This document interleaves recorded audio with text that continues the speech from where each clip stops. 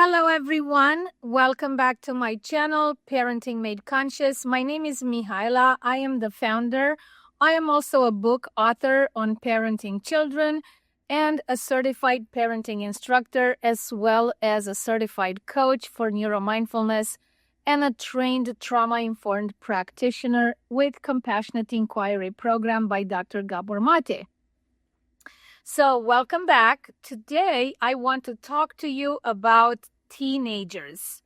Now, if you have a teenager in your household, you will definitely resonate with what I'm going to say and share with you. And if you have a younger child, any child under the age of 12, well, welcome. This video is going to prepare you for what's coming. So, I am going to organize my thoughts under one acronym that I came up with just now, a few minutes ago. And the acronym for raising our teenagers or being with our teenagers is SPA, just like when we go to a spa. Now, stay with me, okay? What do I mean by letters SPA? And then we'll take one by one. S stands for still a child. They are still children.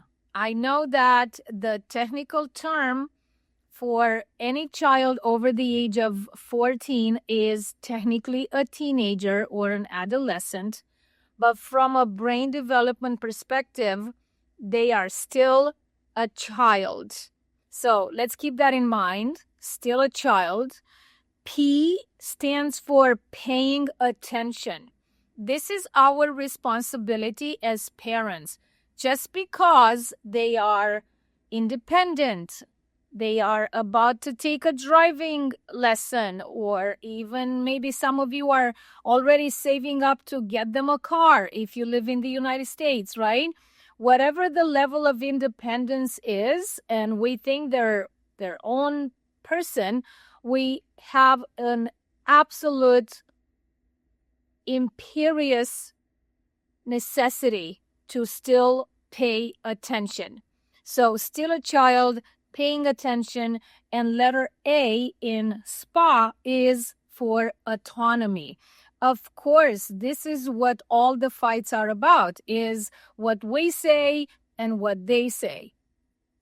Even if what we say is what they say, they will rebel against what we just said just because they have to consistently check in to see if they still have their autonomy, which is the biggest drive, biologically speaking, for a teenager. So let's take all these three letters, a very easy to remember, fun acronym that I came up with, SPA. Let's take them one by one in the next few minutes and review what it means to raise a teenager. Still a child, letter S. Our teenager, even if they are 14, 15, 16, 17, or 18, they are still a child in more ways than we like to think. And I say that based on my own personal experience as a parent, and also from what I am hearing every day in working with parents of teenagers of 14, 15, 16, and 17 years old. So what do I mean by they are still a child? Remember that the prefrontal cortex, right?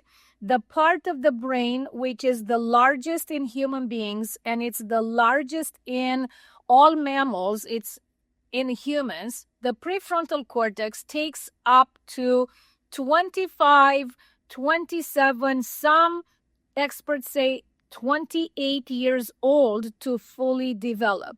So if we have a 14-year-old, they're not even halfway through, right? If we have a 15-year-old, they're barely halfway through development of their prefrontal cortex.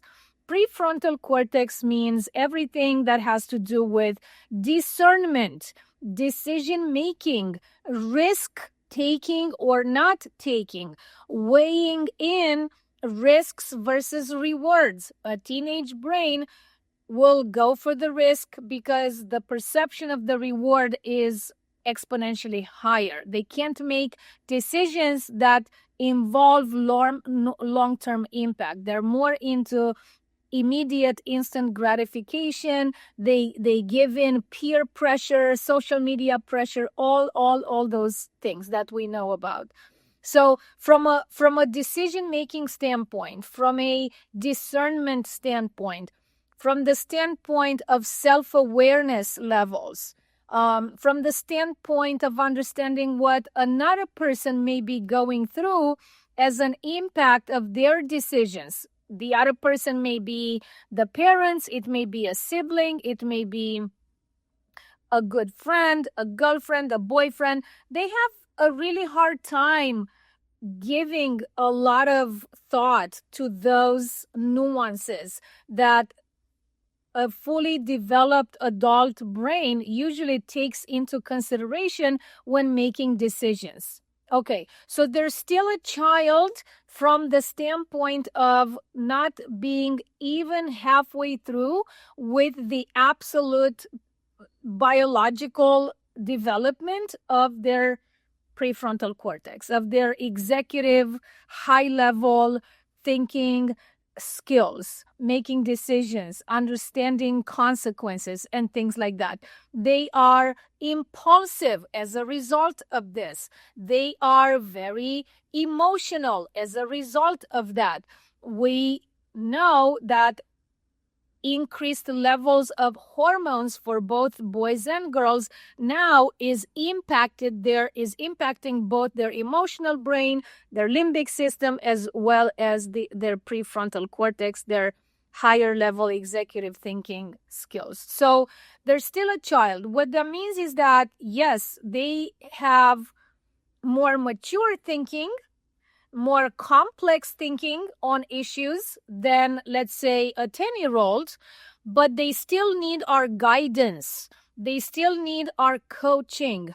They still need us to be present, involved, and engaged in their day-to-day life. Okay, so that's still a child, letter S. Let's move on to paying attention. This goes back to they're still a child, which means they need us to pay attention.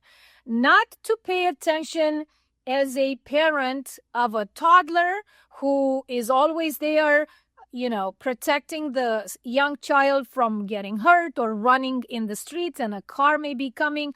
Our teenager is past beyond that, but we still have to make a conscious decision as parents to pay attention to what's spoken and unspoken, to what's being said and what's not being said, the verbal and the nonverbal behavior of our teenager. They may say things and they may withhold things from us. They may be quiet when we know something is happening. They may have patterns of behavior that to us make no sense. They may have unusual, all of a sudden, out of the blue type of behavior that if we don't pay attention, we may not be able to prevent things down the line. We may not be able to bring an issue to the table for all of us to get involved as a family if something is happening. Remember, teenagers are not wired to come to their parents as a first-time responder when something does happen in their lives. They typically go to their peers, to their best friends. If you allow them access to social media, they may go and post online. Let's not forget about AI and ChatGPT. By the way, this reminds me to make a point here to all of us parents, all of us, to please monitor the way a teenager, your teenager, is developing the relationship with their AI bot. It may be ChatGPT, it may be Gemini, it may be something else, a different platform. But remember that these platforms learn to mimic the child's language. They become very addicted to that constant, unfiltered, uncalled for validation. And slowly they become addicted. Almost, they become absolutely dependent. They want more and more and more of that reassurance that a ChatGPT agent is programmed to give to a teenager, to the point that they may even discard the importance of parents, or even deny the physical presence of parents in their lives. You should look into this. I don't want to derail too much, but we know that tragedies happen because of the relationship between a teenager and an agent, an AI agent, okay, ChatGPT and others. So please, it is our job to still pay attention. It is not the responsibility of the child to still resolve issues on their own, and furthermore, to outsource that type of guidance and coaching to artificial intelligence. So it is our responsibility. We have to still pay attention, at least until we see them graduating high school. Okay, so there's still a child. It's our responsibility to pay attention. And last letter A in spa, like going to the spa, because it's such a joy, right? The whole parenting journey. Letter A stands here for autonomy. Of course, they are going to fight us on everything. Even if we say the same thing they're saying, they are going to rebel against what we just said, because biologically, it is programmed in all of our DNA for us to rebel, to reject, and to push back what the adults, parents per se, primary caregivers, are telling the teenagers to do, because quote unquote we know best, because we have life experience and they don't, because we went to school and they didn't, we graduated college and they didn't, we are holding jobs for many years and they've never had a job, things like that. To the teenage brain, that's all nonsense. It makes no sense to them. It's even appalling, and rightfully so. So I want you to take their need for autonomy take it in with a lot of respect, because it only shows you that your teenager is developing properly, optimally into a young adult. Remember, in the animal kingdom, right? A teenager, a cub becomes a teenager depending on the species, but mostly, all mammals, in 1 to 2 years. So why do they live the tribe? Why do they live the pack when they become a teenager? Because they have to find their own path. They have to start their own pack, right? The young lion is leaving the pack because he needs to start his own family somewhere else. So the same is true for our children. They have to differentiate themselves from us, from their parents. They have to find their unique path, their own. They have to know that they will live their own signature in the world, that's different from their parents. They don't want to be a copycat of mom and dad. They don't want to be a blind copy of what mom did as a profession, or what dad did as a profession, or an older sibling, or someone else in the family. So please take their need for autonomy and their fire in fighting for their autonomy, for their personal stance on things, right? Through the pushback and the resistance. Take it as a sign of healthy development. Now, if you have a hard time with your teenager, if your relationship with your teenager is progressively and exponentially suffering and degrading because they're pushing back so hard and you are reacting to the pushback even harder, give it a year, there's going to be no relationship there left because maybe you have a hard time knowing how to navigate that new dynamic.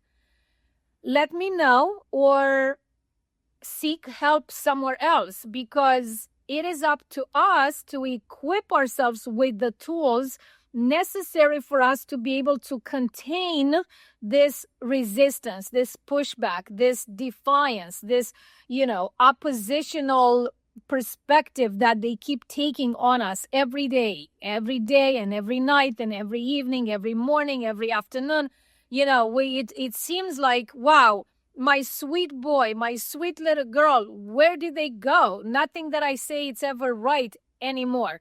And to us, that's exhausting. I absolutely know that to be true. At the same time, with the right tools and the right education on ourselves, not on the child is doing fine.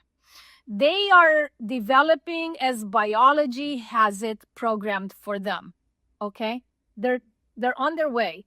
But it's up to us to know how to take care of ourselves in this new chapter of parenting, how to separate ourselves from this drama that's happening over here.